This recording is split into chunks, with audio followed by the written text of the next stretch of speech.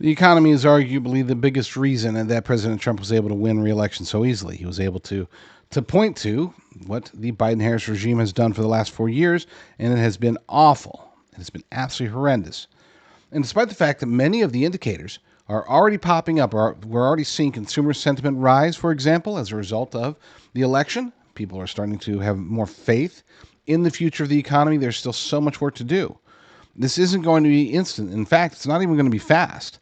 I would argue that if they really work hard and focus on as much attention as they can to fixing the economy, it would take at least 2 years just to get us back to level. Okay, I know that we all have great and high expectations for President Trump's second term, and look, we have every reason to think that. But when it comes to the economy, the damage has been tremendous. We're still seeing it today. Here's an article over at economiccollapse.report by Michael Snyder.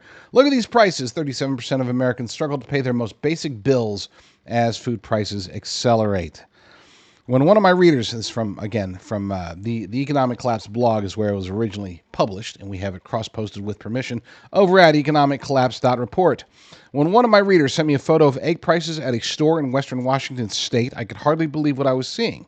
I clearly remember when I could purchase a carton of quality eggs at the grocery store for just 99 cents, but thanks to inflation and a bird flu crisis that never seems to end, those days are long gone. Now it is common to pay $5, $6, $7, or even $8 for a carton of eggs. And I'll tell you, buddy, out here in California, I have seen $10 eggs. We're not talking like any frou-frou, super, ultra, mega awesome special eggs. We're not talking about ostrich eggs or gold-plated eggs. These are just regular, high-quality, local farm organic eggs. And yes, they are over $10 per dozen out here. Back to the article. In fact, it probably won't be too long before we crack the $10 barrier. Well, there you go. In the old days, eggs were considered to be a very inexpensive way to feed your family, but now food prices have gone completely insane. Unfortunately, it isn't just egg prices that are spiking. And he goes on to explain how we're struggling. Americans are definitely struggling right now with the economy, with inflation. And I want to put out I just want to be realistic here.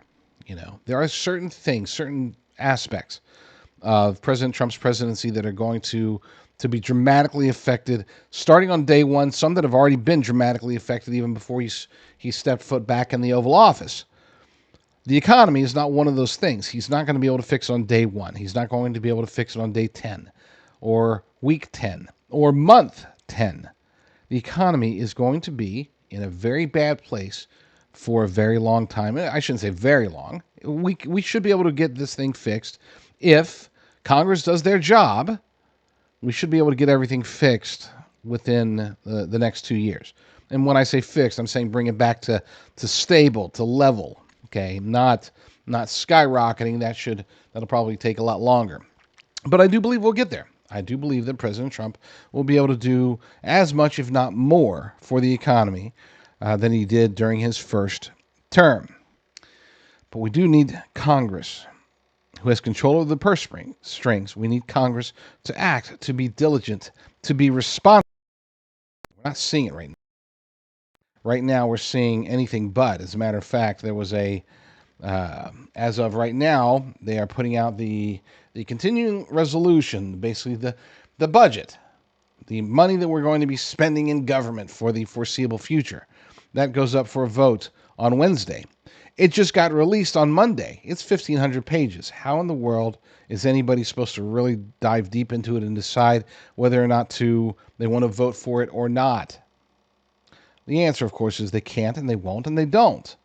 The vast majority of people on Capitol Hill, they don't really know what's in the bill. They sign it anyway. They know what they're told, that, hey, this is supposed to be good, this is supposed to be bad, but we need to get it passed or else they'll shut down the government and yada, yada, yada. It'll affect this donor, that crony. It'll affect our election chances, whatever whatever self-serving motivation they have to continue to vote for this stuff. But we're talking about a humongous amount of money. It's about to be laid upon us right before President Trump gets back into office. As I noted on X in a semi-viral post, what we're seeing Congress do today by pushing the CR as rapidly as possible with as much in it as possible, or seeing as the equivalent of a fat man eating a jar of mayonnaise right before you're supposed to go on a diet.